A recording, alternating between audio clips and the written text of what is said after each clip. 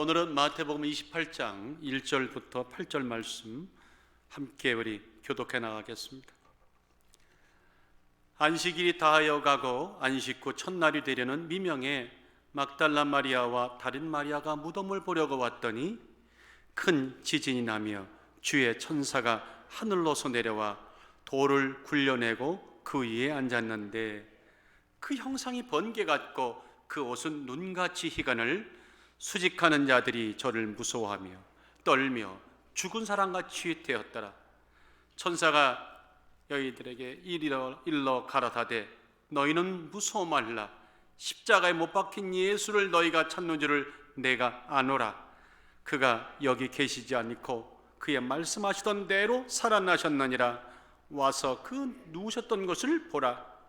또 빨리 가서 그의 제자들에게 이르되 그가 죽은 자 가운데서 살아나셨고 너희보다 먼저 갈릴리로 가시나니 거기서 너희가 배우리라 하라.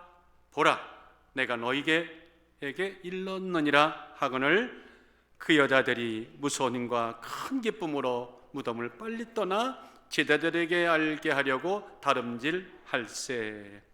아멘. 부활주일은 참으로 미소가 짓는 날입니다. 환한 웃음이 나는 날입니다. 그래서 오늘 옷도 저는 밝은 색을 입었습니다. 환한 웃음을 주시는 하나님께 영광을 돌리시면 아멘. 다시 박수 칩시다. 네.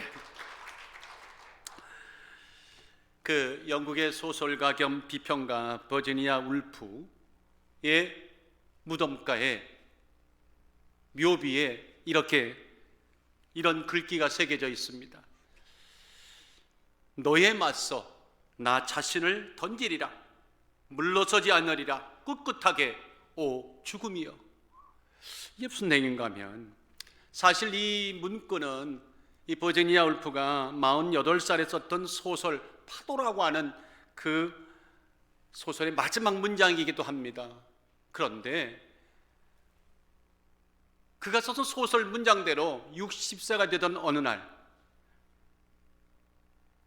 봄날 강물 속에다가 자신의 몸을 던졌습니다. 그리고 자기가 외쳤던 그 문구대로 나는 정복당하지 아니하리리, 나는 죽음에 정복당하지 아니하리 하고 사라져버리고 말았습니다. 여러분들 한번 물어봅시다. 그녀가 그렇게 다짐했고 정복당하지 않겠다 말했고 죽음의 앞에 꿋꿋이 맞서겠다고 했는데 과연 그는 지금 죽음을 이겼을까요? 죽음 밑에 있을까요? 답변은 여러분들이 마음속으로 이미 하셨습니다. 그런가 하면 보물섬, 어릴 때 읽었던 보물섬, 치킬 박사와 하이드로 유명한 영국의 작가 로버트 스티븐슨의 묘비의 명도 결코 예사롭진 않아요. 이렇게 말했습니다. 드높고 별이 총총한 하늘 아래 무덤을 파고 나를 눕혀다오. 즐겁게 살았고 또한 기꺼이 죽노라. 그 유언을 남기고 나는 눕는다. 날 위해 다음과 같이 묘비에 새겨다오. 여기 그토록 원하던 곳에 그는 누워있다. 뱃사람이 바다로부터 고향집에 돌아오듯 사냥꾼이 산에서 집으로 오듯이. 여러분들 이 묘비명을 들으시면서 평화가 있으십니까? 정말로 내가 죽거든 이렇게 얘기해달라는 거예요.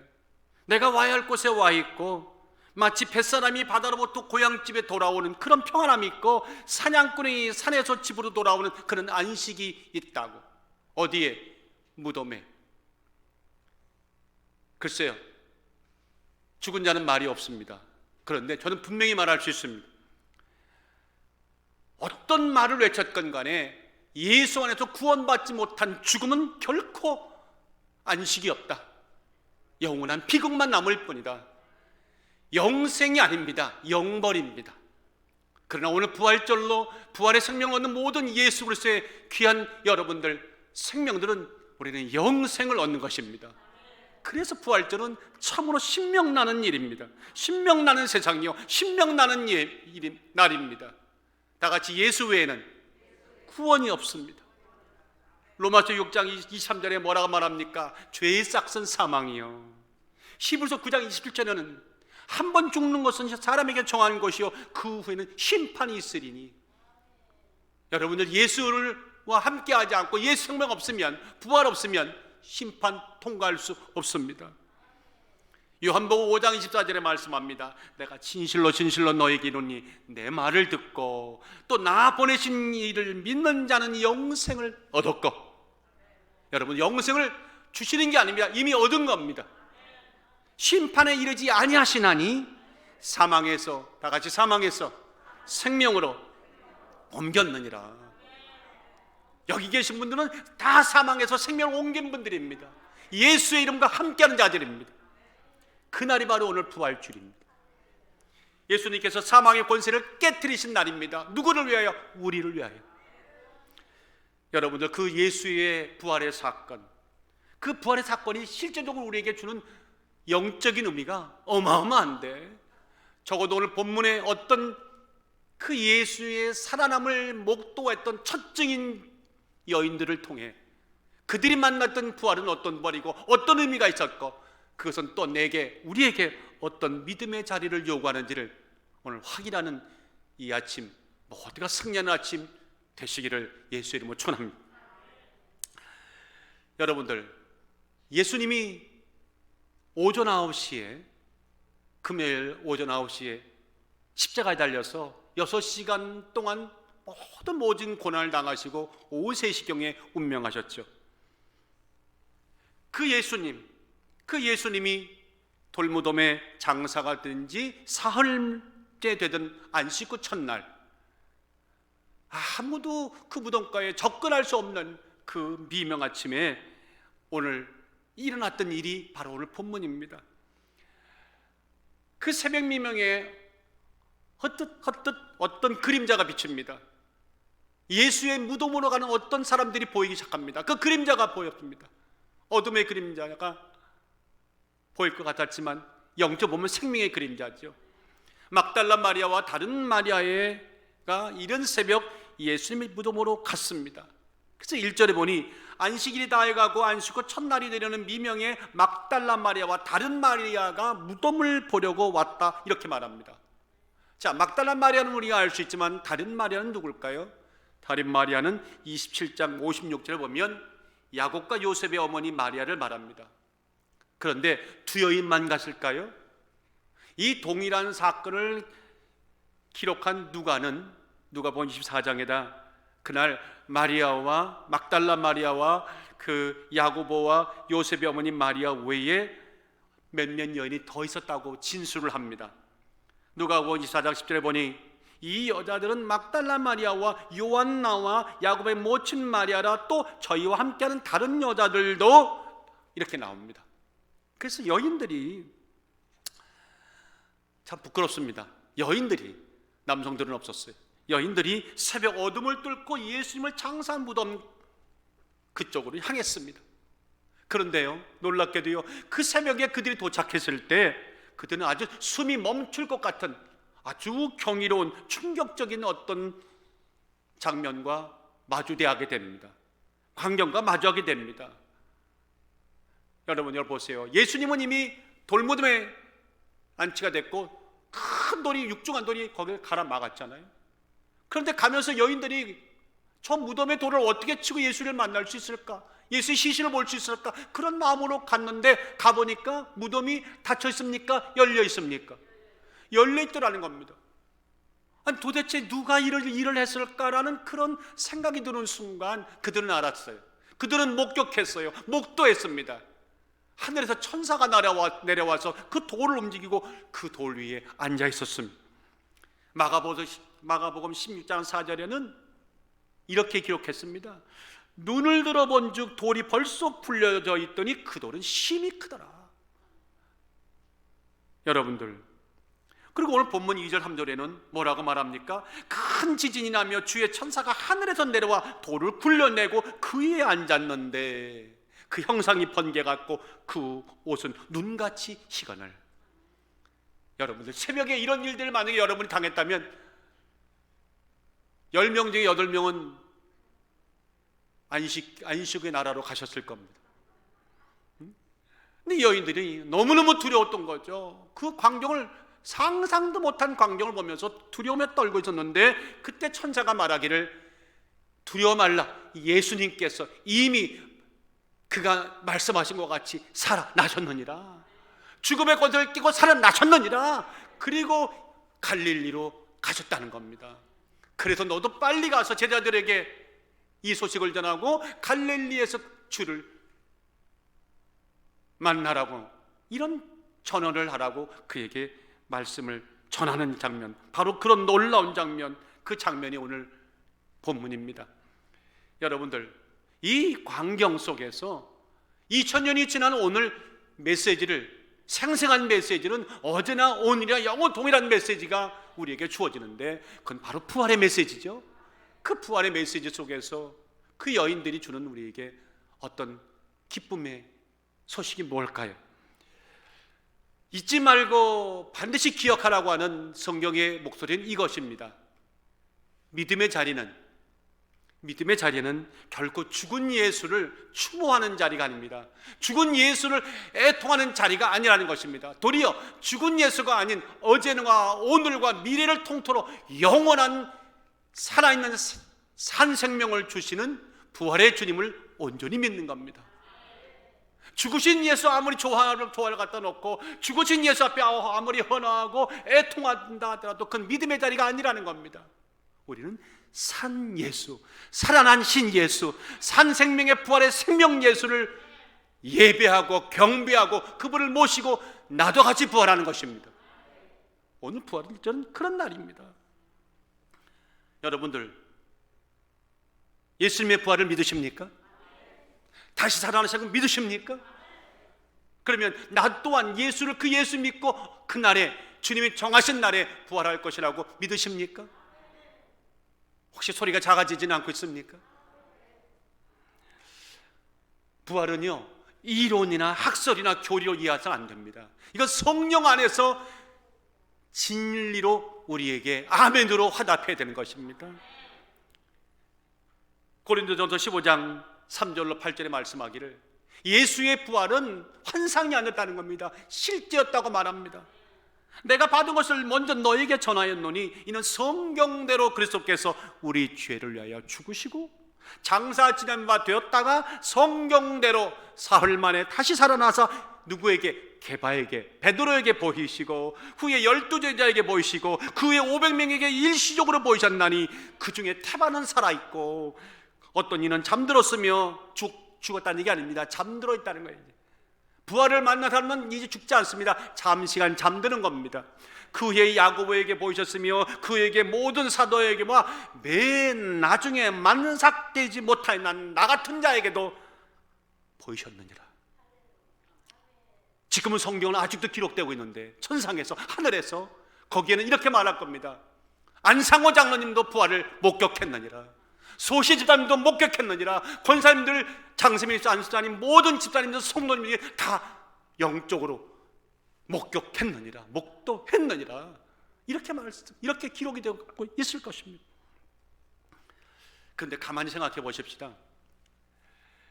오늘 우리가 이 시간 아멘하지만 그 새벽 미명에 부활하신 예수님의 그 사실도 모른 채 무덤가로 가고 있는 그 여인들. 근데 그 당시에 바로 그날 예수님의 제자들은 어디 있었습니까? 다 숨어 있었습니다. 뿔뿔이 흩어졌습니다. 자신의 목숨을 위태받는 그 엄중한 위기의 그런 상황 속에서 그들은 은신하고 피신하고 숨어 있었습니다. 자, 누가 감히 그런 이미 죽은 예수의 무덤가를 새벽에 갈 이유가 뭐가 있겠습니까? 갈 수도 없는 겁니다. 그런데 그 첫날, 안식 첫날 미명에 앞서 말했듯이 몇몇 여인들이 주님을 죽음의 그 시신을 보려고 찾아간 겁니다. 여러분들, 모든 사람들이 죽음의 끝자락에서 손을 놓았던 예수를 그 여인들은 외면하지 않았어요. 그리고 그토록 사랑했던 예수님이었길래 시신이라도 보려고 새벽에 찾아간 것이죠. 어찌 보면 바로 불과 며칠 전에 예수님이 십자가에 돌아가신 후에 그 시신도 누가 그 시신을 수습하겠습니까? 그런데 감사하게도 하나님이 예비하신 하나님의 종 아리마대 요셉이 예수의 시신을 온전하게 수습했습니다. 그래서 자기의 소유 있는 돌무덤에다가 예수를 안장했습니다. 누가복음 13장에 보니까 51절 53절에 말하기를 그는 유대인 동네의 아리마대 사람이요 하나님의 나라를 기다리는 자러니 빌라도에게 가서 예수의 시체를 달라요 이를 내려. 이거 대단한 용기죠. 감히 그 예수가 어떤 제목으로 죽었는데 빌라도에게 가서 시신을 내어달라고 하는 거예요. 이 용기. 그런데 놀랍게도 하나님이 그의 믿음을 축복하셔서 빌라도가 시신을 내어주죠. 세마포로 싸고 아직 사람을 장사한 일이 없는 바위, 아무도 장사된 데 없는 그 세무덤가에 예수의 시신을 넣어두니 이렇게 말합니다. 자, 언뜻 그 일을 들었던 여인들이 정말 예수의 시신이 잘 수습이 됐나 얼마나 궁금했겠습니까? 얼마나 가슴 아팠겠습니까? 그래서 그녀들은 새벽에 아무도 없는 그 시간에 예수의 무덤을 찾아간 것이죠. 자, 그 이유가 전부일까요? 근데 신기하게도요, 우리의 의문과 상관없이 마태복음 28장은 왜 그 여인들이 예수의 무덤가에 갔는지에 대한 어떤 이유를 기록하지 않습니다. 그런데 마가복음 16장에는 마가는 단지 보고 싶은 예수, 정말 살아있던 예수의 마지막 시신을 보려고 하는 그 마음 외에 그녀들이 갔던 이유가 밝혀져 있습니다. 마가복음 16장 1절로 2절에 이렇게 말합니다. 안식일이 지남에 막달라 마리아와 야고보의 어머니 마리아와 또 살로메가 가서 예수께 바르기 위하여 향품을 사다 두었다가 안식 후 첫날 매우 일찍이 해 돋는 때에 그 무덤으로 갔더라 이렇게 말합니다. 무슨 얘기입니까? 자, 예수님께서 십자가에 달려 돌아가셨습니다. 최고의 극형이었죠.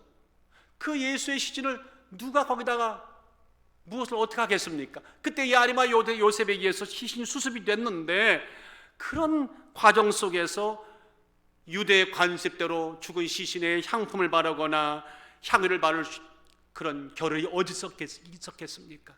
그 여인들이 그것이 떠올랐던 것입니다. 그래서 죽은 시신에다가 예수님의 시신에다가 향품을 바르기 위해서 향유를 붓기 위해서 그들은 위험도 마다하고 새벽길을 나선 것입니다. 여러분들, 내가 사랑했던, 내가 존경했던 예수를 그러나 이미 죽은 예수 접근하고 접촉하면 죄인으로 몰리시는 이 위기 속에서 비싼 향유와 향품을 들고 그 새벽길을 나선 그 여인들의 마음은 아름답습니까? 아름답지 않습니까? 아름답습니다. 용기입니까? 만용입니까? 용기입니다. 진정한 용기입니다. 이건 만용이 아닙니다. 사랑입니다. 참마음입니다. 그래서 부활주의를 맞는 우리들에게는 우리가 못한 일들, 내가 2000년 내내 그때 있었다 하더라도 우리는 주저할 수밖에 없는 그 일을 했던 그 여인들에 대해서 참으로 박수를 쳐주고 감사의 마음을 표하고 그렇게 되는 겁니다. 그런데 아십니까? 믿음의 세계에서는요, 안타깝지만 거기까지입니다. 다 같이 거기까지입니다. 시작. 거기까지. 더 이상 없다는 님, 더 이상 아무것도 없습니다. 이게 무슨 말인가 하면 예수님이 그 여인들에게 어떤 대상이었든 간에, 예수님을 얼마나 사랑했던 간에 용기를 내어서 죽은 시신에다가 향품을 붓겠다고 이런 새벽의 길을 나섰다 하더라도 예수님이 살아계셨을 때에 그토록 강조하고 외치고 그거 하나 때문에 이 땅에 오셨다고 해도 과연 부활에 관해서 그 여인들이 믿지 못했고 부활에 대해서 전혀 상관이 없다면 안타깝지만 그 모든 용기와 노력은 거기까지입니다. 인간적으로 볼 때는 박수를 쳐주고 싶지만 믿음의 관점에서 보면 거기까지입니다. 여러분들, 성경에 나타난 여인들의 모습 속에서 예수님에 대한 부활의 기대와 그런 어떤 의식이 보입니까? 없습니다. 전혀 없습니다. 도대체 왜 하나님의 독생자요 하나님이신 주님이 그토록 혹독한 고난과 순환을 당하시고 십자가에 달려 돌아가신지 그 이해가 보이지 않습니다.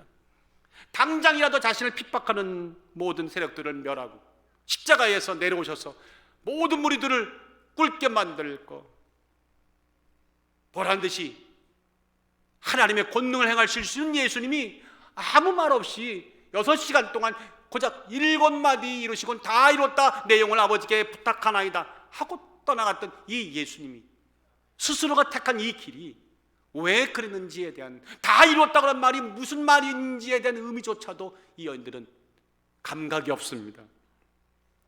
우리는 감사하게도 성경을 통해 2000년이 지났지만 분명히 이유를 압니다. 예수께서 그날 순환과 고통, 3년 만에 공생을 마감하시고 처참하게 돌아가신 것은 인류의 죄를 대속함입니다.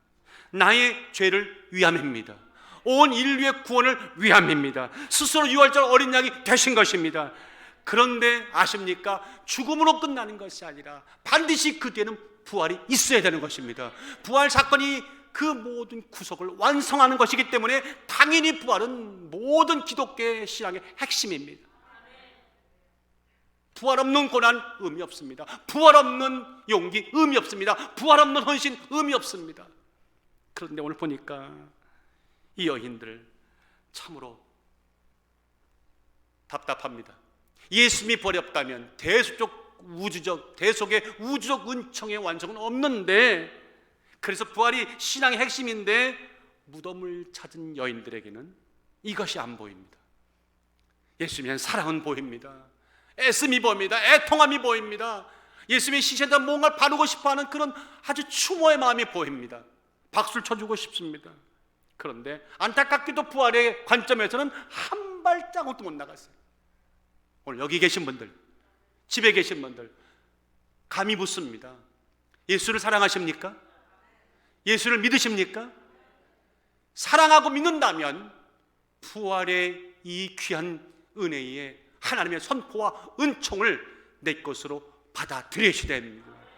그 받아들이지 못하는 부활 없는 모든 사랑과 섬김, 안타깝게도 거기까지입니다. 영생과는 거리가 멀다는 것입니다.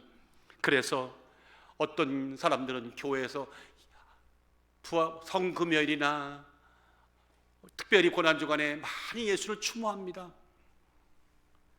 사랑하고 뭔가를 내어드리려고 해요. 그런데 가만히 되짚어 보면 그 모든 것들이요, 결국 부활로 이어지지 않으면 아무 의미가 없다는 것입니다. 그래서 언제부턴가 저는 값싼 눈물을 우리 흘리지 말자, 영원의 눈물을 흘리자. 그리고 영원의 눈물 후에는 영원의 환한 웃음을 짓자. 바로 부활. 다 같이 부활. 그러므로 참신앙은요, 참된 신앙은요, 죽은 예수가 아닙니다.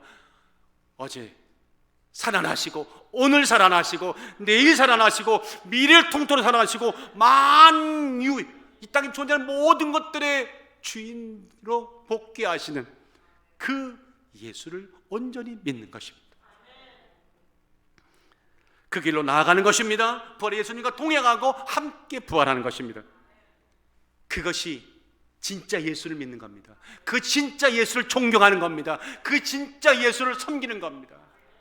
오늘 그런 부활절이 꼭 되시기를 예수 이름으로 축원합니다. 그러므로 고린도전서 15장 14절에 그리스도께서 만일 다시 살지 못하였으면 우리 전파하는 것이 다 헛것이요 너희 믿음도 헛것이라. 주여, 17절 내려가 보니까 그리스도께서 다시 사신 것이 없으면 너희 믿음도 헛되고 너희가 여전히 죄 가운데, 즉 사망 가운데 있었을 것이요 또한 그리스도 안에서 잠자는 자도 다 망하였으리니. 주님, 그래서 부활이 있어야 우리 믿음이 참 믿음이 되는 것입니다. 부활이 없다면 우리가 하는 모든 것은 다 헛것이 되는 것입니다. 참으로 불쌍한 자가 따로 없는 것이죠. 예수님의 시체를 향품을 발라드리기 위해서 새벽에 갔다고요? 이게 부활하신 예수님, 부활하신 예수님의 권능과 기적과 은혜에 어울리는 행동입니까? 아니죠. 부활을 믿었다면 향품을 바로 갈 이유가 없는 거죠. 엄밀히 말하면 사실이 그렇습니다. 그래서 저는 본문을 누가복음 24장에 그날 똑같은 사건에 대한 기록에서 천사들이 그 여인들에게 했던 이야기가 참으로 가슴에 와닿았습니다. 이렇게 말합니다. 이를 인하여 근심할 때에 문득 찬란 옷을 입은 두 사람이 곁에 섰는지라. 여자들이 두려워 얼굴을 땅에 대니 두 사람이 이르되 어찌하여 산 자를 죽은 자 가운데서 찾느냐. 어찌하여 살아난 자를, 살아난 자를, 부활한 자를 죽은 자 가운데서 찾느냐. 얼마나 이 확실한 말씀입니까? 그 여인들이 얼마나 놀랐을까요? 순간에 모든 것이 뒤바뀌면서 천지가 개벽하는 그런 느낌을 가졌을 겁니다. 나는 아직도 죽은 예수 붙잡고 있었구나. 우리는 산 예수 붙잡읍시다. 산 예수를 믿읍시다. 그때의 우리의 믿음이요, 생명력 있고 힘 있고 역동적이 돼서 어느 자리에 무엇을 하든지 우리는 하나님 앞에 기쁘게 나아갈 수 있는 줄 믿습니다. 예수의 부활이 없다면, 그대로 수용하지 못한다면 어떤 위대한 일을 한다 할지라도, 어떤 대단한 능력을 행한다 할지라도, 어떤 멋진 외침과 구호를 외친다 할지라도 결국은 뭐예요? 여러분과 나는 여전히 죄와 사망의 포로로 있는 것이요, 죽으면 영벌입니다. 그래서 또 말씀드립니다. 부활이 우리에게는 소망이며, 부활이 우리에게는 능력입니다. 부활이 우리에게는 위대한 힘입니다. 그러므로 고린도전서 15장에 보세요. 참 바울을 통해 하나님께 주신 말씀이 얼마나 장엄합니까? 사망아 너의 이기는 것이 어디 있느냐. 이제까지는 여러분들이 사망이 여러분과 나를 이겼어요. 그래서 우리는 그냥 죄의 싹새 죽음 앞에 어찌할 수 있는 능력이 없어요. 그냥 죽어가는 자죠. 사망아 너의 쏘는 것이 어디 있느냐. 주여, 사망에 쏘는 것은 죄요, 죄의 권능은 율법이라. 그렇지만은 우리는 이젠 다릅니다. 우리 주 예수 그리스도로 말미암아 우리에게 이김을 주시는 하나님께 감사하노니. 이제 여러분들 나이가 들어가면서 죽을 날이 얼마 안 남았네, 이런 말씀 절대 하시면 안 되죠. 우리는 이미 단어가 바뀌었고 언어가 바뀌었어요. 문장이 바뀌었어요. 야, 주님 배울 날이 가까우고 있구나. 내가 부활할 날이 참으로 가까우고 있구나. 감사할 뿐이라. 다 같이 감사할 뿐이라. 시작. 감사할 뿐이라. 로마서 5장 21절에도 그러므로 죄가 사망 안에서 왕노도한 것 같이 은혜, 부활의 은혜가 또한 의로 말미암아 왕노릇하여서 우리 주 예수 그리스도로 말미암아 영생에 이르게 하려 함이니라. 부활의 주님을 만난 경험이 있으십니까? 여러분들 기도 가운데 부활의 주님이 여러분에게 깊숙이 영혼 가운데 들어오심을 경험하셨습니까? 경험하시기를 예수 이름으로 축원합니다. 그 경험한 자의 말은 경험하지 못한 자의 말과 엄연히 다릅니다. 부활을 경험한 자의 기도는 부활을 경험하지 못한 자의 기도와 엄연히 다릅니다.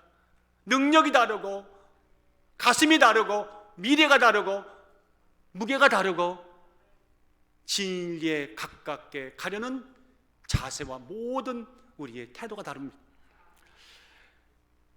1885년 우리 조선 땅,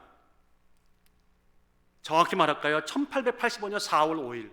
근데 마치 공교롭게도 그날은 부활 아침이었습니다. 부활주일이었습니다. 그 부활주일에 제물포항에 징기서 한 척이 도착했습니다. 내리는 사람들 가운데 아주 감격의 얼굴로 상기된 표정을 짓는 서양인 3명이 보였습니다. 누구냐면 불꽃 열정 하나로 조선 땅을 밟은 언더우드 장로교 선교사와 감리교 선교사 부부인 아펜젤러 부부가 제물포 항에 부활주일 내렸습니다. 그 첫 발을 디디던 날 아펜젤러, 저기 보이신 저분이죠. 저 선교사가 아주 짤막한 기도를 하나님께 올렸습니다. 근데 그 기도문이 아직도 남아있어서 많은 사람들에게 깊은 여운을 남깁니다. 이렇게 고백했죠. 주님, 드디어 우리는 부활주일 아침 이곳 조선 땅에 도착했습니다. 여러분들, 그 당시 미국에서 조선 땅 온다고 하는 것은 얼마나 먼 세월을 오는 것입니까? 한 달이 넘게 거쳐 오는 그 모진 항해를 거치고 도착했습니다. 사망의 권세를 이기신 부활의 주님, 부활하신 주께서 이 조선 땅의 백성을 얽어맨 결박을 끊어내시고 하나님의 자녀로서 빛과 자유를 주옵소서. 아주 짤막한 기도입니다. 근데 이 짤막한 기도 속에 죄와 사슬에 묶여있는 조선의 문 영혼들을 향한 뜨거운 사랑이 녹아있고 살아 움직이지 않습니까? 살아 숨쉬지 않습니까? 부활을 경험한 자의 기도이기 때문에 그렇습니다. 지금은 아무것도 없지만 이제 하나님이 역사하시는 이 조선 땅에 수많은 영혼들이 예수 믿고 구원받고 부활의 영광을 누리고 부활의 경험을 하게 될 그 날을, 그를 미리 보고 하나님께 읍수하며 부활의 기쁨과 생명으로 가득한 그 날을 먼저 경험한 자로서, 먼저 열정 있는 자로서 내뿜는 이 열기 있는 기도가 얼마나 우리에게 짧지만 깊은 여운을 줍니까? 사랑하는 여러분들, 오늘 우리의 기도가, 우리의 믿음이, 신앙이 다시 한번 부활의 생명으로 덮어져서 새로워지기 원합니다. 힘이 있어지길 원합니다. 서로 연적 병자가 낫는 역사가 있길 원합니다. 저주와 어둠이 떠나간 역사를 명할 수 있는 우리가 되기를 원합니다. 성령의 도움 받는, 성령의 함께하는 부활절 되기를 예수 이름으로 축원합니다. 오늘 이 사건 속에서 우리에게 주시는 아주 또 놀라운 교훈이 있습니다. 부활은, 예수님의 부활은 죄로 영원히 죽을 수밖에 없던 우리를 살리겠다고 하는 하나님의 강력한 의지의 표현이시다. 확증이시다. 살아있는 확증. 그래서 자신의 독생자 예수를 이 땅에 보내서 십자가에 죽게 하고 죽으신 예수를, 음부에 날았던 예수를 다시 끌어올려 3일 만에 부활하게 하신 하나님의 우리를 향한 의지의 확증이다. 여러분들을 구원해서 마침내 영생에 이르게 하겠다고 하는 하나님의 이 강력한 언약이 표정이 뭐냐? 예수의 부활입니다. 따라합시다. 부활은 일시적 소생이 아니다. 여러분들, 성경에 보니까 예수님 말고도 죽었다 살아난 자들이 14건인가 더 있죠. 그분들 죽었습니까? 영원토록 살았습니까? 이 땅에서 영원토록 살았습니까? 잠시 죽었다가 깨어난 자들도 때가 되면 죽었습니다. 일시적인 소생이었죠. 그러나 예수님의 살아나심은 일시적 소생과는 전혀 차원이 다른 영원한 부활이십니다. 영원한 생명이십니다. 그래서 그 모든 과정을, 이 하나님의 언약을 로마서 5장 8절에는 우리가 아직 죄인 되었을 때 그리스도께서 우리를 위하여 죽으심으로 하나님께서 우리에 대한 자기 사랑을 확증하셨다고 이렇게 말하는 것입니다. 그런가 하면 로마서 4장 25절에는 예수는 우리의 범죄함을 인하여 내어줌이 되고 죄와 사망 권세에 내어줌이 되고 또한 우리를 의롭다 하심을 위하여 살아나셨느니라. 그러니까 예수님의 살아나심은요, 예수의 부활은 자체의 영광을 위해서도 보다는 우리들이 살아나고 하나님이 형상과 모양대로 지음받은 바로 우리들이 부활할 수 있도록 그 확증으로서 주신 사건이라고 말씀하시는 겁니다. 이제는 이렇게 말해야 됩니다. 부활의 권능과 혜택이 누구를 향합니까? 물어보면 오르든 들어서 나를 향합니다. 시작. 나를 향합니다. 부활의 권능과 혜택이 누구를 향하십니까? 나를 향합니다. 부활의 권능과 혜택이 누구의 병을 고치십니까? 나의 병을 고치십니다. 부활의 권능과 혜택이 여러분의 일생에 누구를 향하고 누구를 도와주시고 누구 함께 하십니까? 나와 함께 하시고 나를 도와주시고 내가 가는 길을 밝혀주십니다. 여러분들, 부활은 참으로 위대한 것입니다. 독생자신 예수를, 우리의 죄를, 나의 죄의 싹 사망을 위해서 온전하게 주신 하나님의 살아있는 증거입니다. 저는요, 그래서 고린도전서 15장 19절 20절 말씀이 참으로 공감이 가고 참으로 우리에게 은혜가 됩니다. 만일 그리스도 안에서 우리가 바라는 것이 다만 이 땅 이 지생뿐이라면, 여기서 잘 먹고 잘 사는 것이 예수 믿는 믿음의 동기라면, 목적이라면 여러분 정말 나나 둘 다 아주 비참한 자들입니다. 그것이 아니라는 겁니다. 그러나 이제 그리스도께서 죽은 자 가운데 다시 살아 잠자는 자들의 첫 열매가 되셨느니라. 죽어있는 수많은 영혼들, 나도 죽게 될 거고 여러분도 죽게 될 것인데 영원히 죽을 수밖에 없는 잠잠한 그 속에서 예수님이 첫 열매로 부활하심으로 그 다음 열매, 그 다음 열매, 그 다음 열매, 모든 사람들이 그 길을 쫓게 되었다는 것입니다. 믿으시면 아멘. 저는 이 부활의 주님을 난 신약에서만 여러분들이 설교 말씀을 전하고 신약에서만 증거를 찾아요. 근데 여러분 아십니까?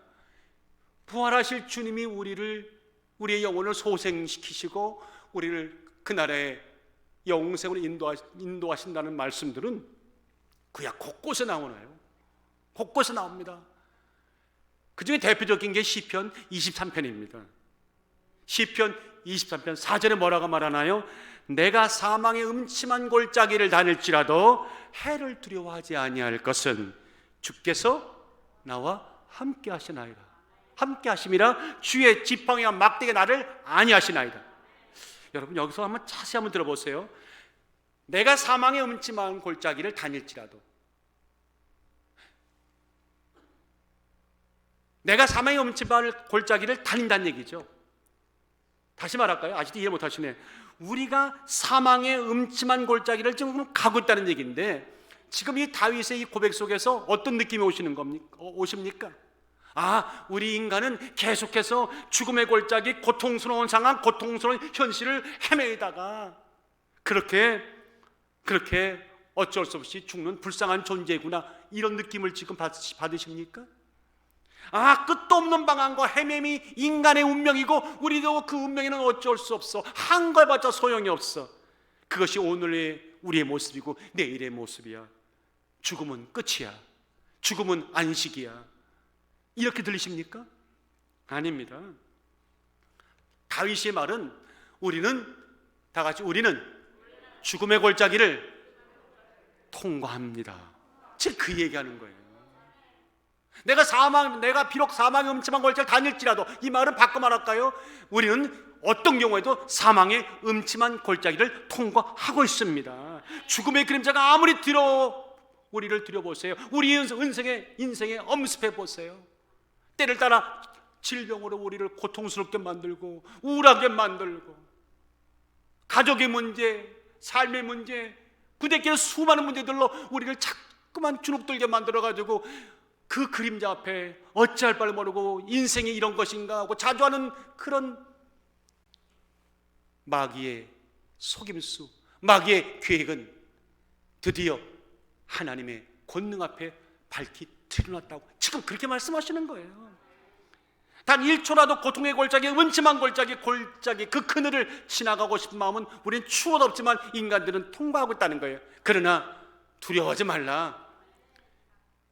이미 누군가가 먼저 사망의 골짜기를 통과하였느니라. 누군가가 통과했다는 거예요.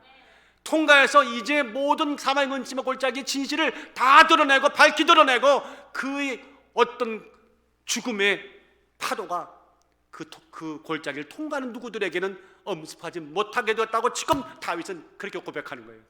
그럼 물어보겠습니다. 먼저 사망의 음침한 골짜기를 통과했던 분이 누굽니까? 예수님입니다.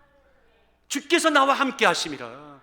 주의 지팡이와 막대가 나를 안위하시나이다. 그분은 이미 통과하셨고 모든 사망의 권세를 제압하셨고 아버지의 권능으로 모든 것들요 물거품화 시켜버렸다는 거예요. 그래서 그 주님의 지팡이 막대기, 그 주님의 계심으로 우리는 이제 당당히 통과합니다.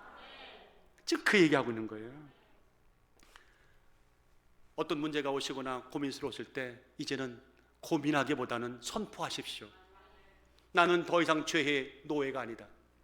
나의 인생은 더 이상 어둠에 깔려있는 짓눌리는 인생이 아니다. 오직 하나님의 긍휼과 예수의 도우심과 예수의 부활로 나는 반드시 첫 열매가 되신 예수님을 쫓아 통과한다. 통과하게 될 것이다. 그러므로 나는 주눅들지 아니하리라. 참으로 멋지지 않아요? 오늘 사랑하는 여러분들, 여기서만 아미하지 마시고 이제 집으로 돌아가시거나 가정으로 돌아가시거나 삶을 그냥 돌아갔을 때 순간순간 자꾸만 우리가 넘어지려고 할 때 나는 사망의 골짜기를 통과한다, 반드시 통과한다. 주께서, 부활의 주께서 먼저 통과하셨느니라. 그런 자들에게 이제는 절망의 눈물이 있을까요, 없을까요? 없습니다. 고통의 어떤 끝도 없는 눈물이 있을까요, 없을까요? 없습니다. 혹시 여러분들 말매의 눈물이라는 말 들어보셨어요? 말매의 눈물. 그 말매의 눈물이라는 말 혹시 아마 여러분들 생각납니다 라고 하실지 몰라요. 저 스웨덴 남쪽 끝자락에 말메라고 하는 도시가 있었죠. 현재도 있죠. 그 도시에 20세기 말에 세계 최대 규모의 조선소가 하나 있었죠. 코크무스 조선소죠. 근데 그 코크무스 조선소에 1973년부터 이전까지 75척의 거대한 배들을 만들었던 데 사용됐던 캔트리 트레인이라고 하는 어마어마한 트레인이 있습니다. 그래서 거기서 물자를 하다가 선박들을 만들죠. 75척의 선박이 이 캔트리 크레인에 의해서 만들어졌는데 그 캔트리 크레인의 크기가 어마어마합니다. 여러분, 중량이 7,560톤이요. 크레인 하나가 폭이 165m예요. 높이가 45층 높이의 빌딩과 맞먹어요. 138m 높이요. 엄청나게 큰 거죠. 그래서 정말 거대한 크레인이 위용을 자랑하고 있었는데, 안타깝게도 1970년대에 전 세계에 그 조선소의 조선업의 불황이 찾아오면서 이 코크무스 조선소가 도산의 위기에 몰리게 됐어요. 잘 나갈 때는 그 어마어마한 크레인이 자랑거리요, 웃음거리였는데 이거는 진짜 고물단지가 된 건데 어떻게 처치할 수 없는 어마어마한 크기 아닙니까? 그때에 우리 대한민국의 울산 현대 중공업이 거기에 그 모든 크레인을 다 분해하는 모든 비용을 감당하고 그리고 1달러 주고 샀습니다. 여러분들, 그 어마어마한 걸 때 1달러에 팔렸어요. 그래서 그 크레인이 떠나가던 날, 울산으로 떠나가던 날 말매 모든 사람들이 나와서 참으로 눈물을 흘렸어요. 그래서 그때 나온 말이 말매의 눈물이다. 그런데 그러면 지금 그 말매는 지금도 눈물을 흘리고 있을까요? 참 놀라운 일이 벌어졌어요. 그때는 그 도시가 다 무너지는 줄 알았어요. 그런데 말매가 변신에 성공을 했어요. 신재생 에너지와 정보통신기술, 그 신산업을 그들이 일으키기 시작했어요. 이게 조선업이 아니고 새로운 분야에 도전을 했어요. 그래서 정말 신산업의 메카로 오늘 수십 년 지난 지금 말매는 전 세계에 박수를 받는, 세계적으로 주목받는 도시로 부상했어요. 그래서 사람들은 말하죠. 여기는 말매의 눈물은 없습니다. 다 같이, 여기에는 눈물은 없습니다. 다만 말매의 웃음만 있을 뿐입니다. 제가 지금 저 도시를 칭찬하는 게 아니라 영적으로 보니까 예수의 부활이 없다면 우리는 아직도 영적인 말매의 눈물을 흘린 자들입니다. 처참한 눈물을 흘린 자들이죠. 그런데 예수님의 부활과 함께 우리에게는 이제는 눈물은 없어요. 웃음만 있어요. 미소만 있어요. 당당한 자신감만 있어요. 그래서 부활은 여러분들, 우리에게는 큰 힘이요, 능력이요. 예수님께서 뭐라 말씀하셨습니까? 요한복음 11장 25절 26절에 예수께서 가라사대 나는 부활이요 생명이니 나를 믿는 자는 죽어도 살겠고, 아멘 안 하셔도 괜찮아요. 나를 믿는 자는 죽어도 살겠고 살아서 믿는 자는 영원히 죽지 아니하리라. 이것을 내가 믿느냐? 여러분, 이게 중요한 거예요. 이것을 내가 믿느냐 할 때 진짜 아멘해야 됩니다. 이런 자들에게 말매의 눈물, 영적인 말매의 눈물은 없습니다. 말매 웃음만이 가득할 뿐입니다. 사랑하는 여러분들, 우리 부활절을 진심으로 찬양하고 여호와를 경배하고 큰 기쁨으로 오늘 부활주를 맞습니다. 우리 다 같이 한번 주님 앞에 이럴 때 진심으로 박수 한번 영광을 돌립시다. 그렇다면, 박수를 치셨다면 이제 더 이상 죽은 예수 붙잡고 죽은 예수 추모하시고 애통하지 마십시오. 애통하고 추모하고 가슴 찰 것은 내 믿음 없음, 나의 믿음의 죽음을 놓고 애통을 해야 되지, 죽은 예수 애통할 필요 없어요. 우리가 붙잡을 예수는 산 예수, 살아 움직이는 예수, 살리시는 예수, 부활하시는 예수, 곧 마라나타 하늘로 강림하시게 될 예수, 그 예수 믿으시고 온전히 승리하시기를 주의 이름으로 축원합니다. 우리가 있어야 할 믿음의 자리는 그 자리입니다. 그 예수의 발, 언약의 확증, 하나님의 사랑의 확증을 오늘 우리 것으로 아멘 하시는 이 아침 되시기를 예수의